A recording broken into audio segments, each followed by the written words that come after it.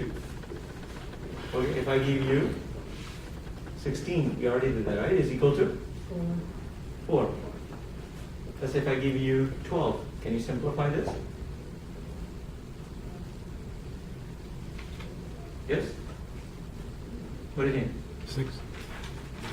So the way we sort of strategize this, we say, okay, well, is 12 is a perfect square of a number? That's the question. No, right? Because 4 times 4 is 16, 3 times 3 is 9. So we don't have a 12 is a perfect square of a number, right? So when they ask us to simplify this, then we ask ourselves, okay, well, since 12 itself is not a perfect square, can we write 12 as a product of two numbers, where one of them happen to be a perfect square? So what do you think? How we can write 12 as a product of two numbers, where one of them is a perfect square? Maybe like square root of 4 and square root of... Very good. So 4 times 3 is what? 12, and 4 is the perfect square of 2, so 2 will come out, right? So yes, that's correct. So if I take this approach, we can say, okay, well, let's just do this. We can rewrite this 4 times 3, right? Is that correct?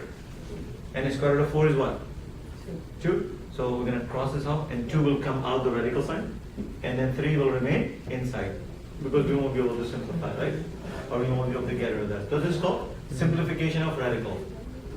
So kind of focusing on what can come out, but will remain inside the radical. No, the 2's not in the little... That's correct. I'll make that point right now. So there's a big difference though. The numbers right here in the front versus the little number at the top, right? So for example, like if I give you 4 cubic root of x, right? So it means this 4 is not a 4th root of, right? So 4 is basically multiplying with a cubic root of x. So 4 is written in the front, it means multiplication. 4 is multiplying whatever that number is. So since the 2 comes out, so 2 multiplying with the square root of 3. This is not a square root right here, right? So it's not the 2 part here. So this 2 is kind of like, outside. So it's called what? No, it just says 2 times the square root of 3. Oh, we just automatically know that's times. Yeah, it comes out right here, that's correct. Well, let's take a look at this one. So for example, let's say if you have a square root of 12, we can rewrite this. The square root of 4. Is that okay? Choose that. This color? Yeah. Okay. And then times, we can also write the square root of 3, right? 2 square root, we can multiply. 4 times 3 is going to become 12 again, right? So what this is equal to? The square root of 4. 2. So this will become 2 times the square root of 3, right? So that it stays as a times.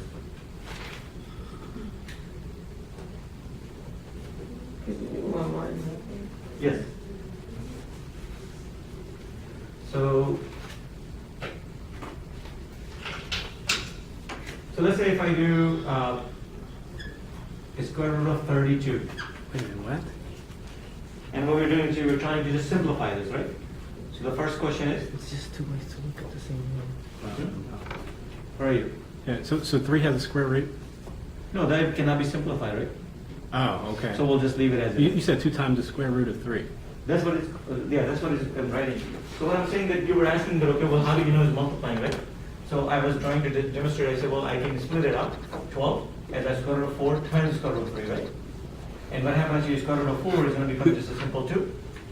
And then again, this is the times with the square root of 3.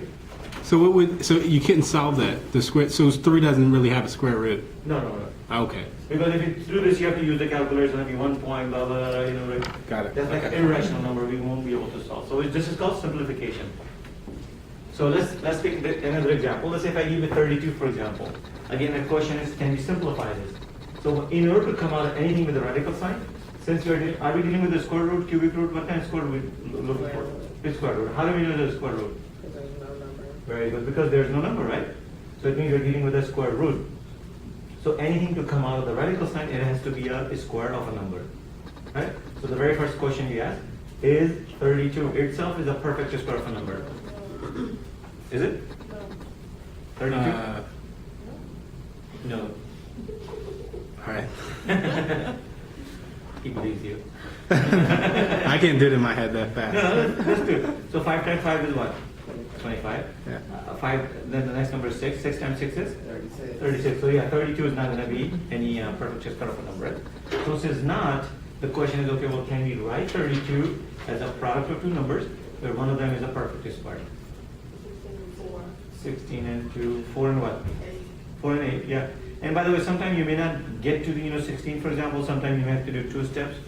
But if you are able to identify 16 times 2 is 32, and 16 is a perfect square root of 4, right? Does this have a formula or anything? Because There's no really formula. The only thing you can do with 32, you can write all the prime factors for 32 and kind of see what are the factors you can come out. so do product of primes? Yeah. So for example, let's do 32. So what are the two numbers when you multiply is equal to 32?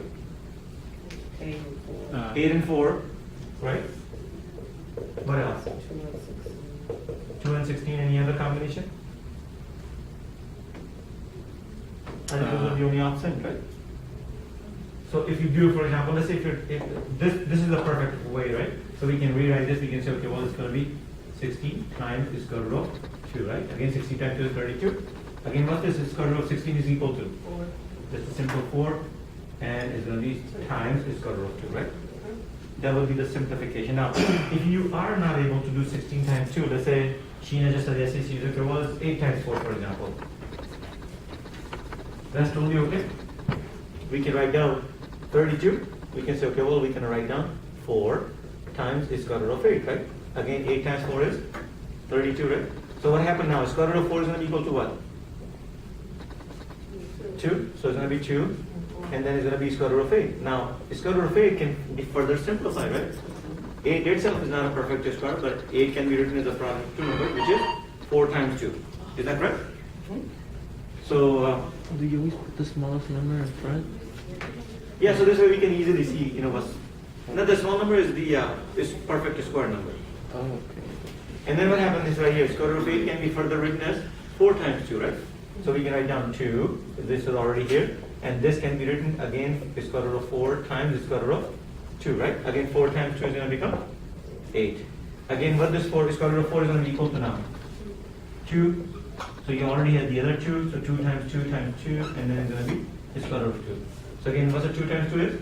4. So 4, then you're going to get back to the same answer. So it's going to become like 4, and then it's going to be square root of 2. So if you're not able to see exactly 16 times 2, you still can further divvy up, but then it will get to the same answer at the end. Is there like a test strategy for this? Because honestly, in Alex, I could just keep on getting it wrong until I get the answer right, because it won't let me go on until I get the answer right.